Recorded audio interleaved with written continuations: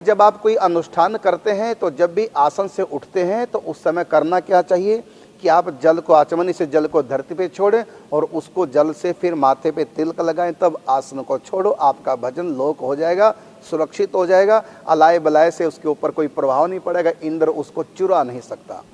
ये नियम है अनुष्ठान का। लेकिन आप दैनिक जो पूजा करते हैं यदि उसमें भी आप ऐसा कर सकते हैं, बहुत अच्छी बात है। जब भी आप भजन पे बैठो तो सबसे पहले 3 आचमन किए जाते हैं और भजन की पूर्णाहुति पर भी 3 आचमन किए जाते हैं।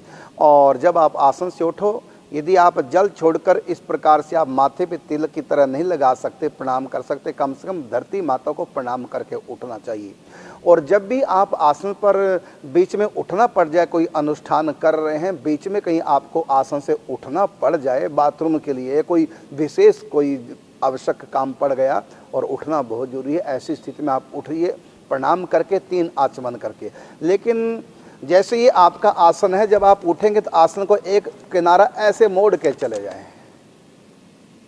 समझना, फिर मैं बताने जा रहा हूँ। जैसे ये आसन है, इस पर आप बैठे, जब भी बीच में आपको उठना पड़ जाए, कोई हाजत लग जाए, बाथरूम की शिकायत कोई हो जाए, ऐसा कुछ, तो उठना जब पड़े तो 3 आचमन करके और अपना एक हल्का सा मोड़ दें, अपना आसन हल्का सा मोड़ के उठ जाएं। और जब दोबारा आप बैठेंगे हाथ मुंह धोकर, तो आप 3 आचमन करके बैठ करके 3 आचमन करें। फिर शेष जो आपका जाप है उसको आप प्रारंभ कर सकते हैं।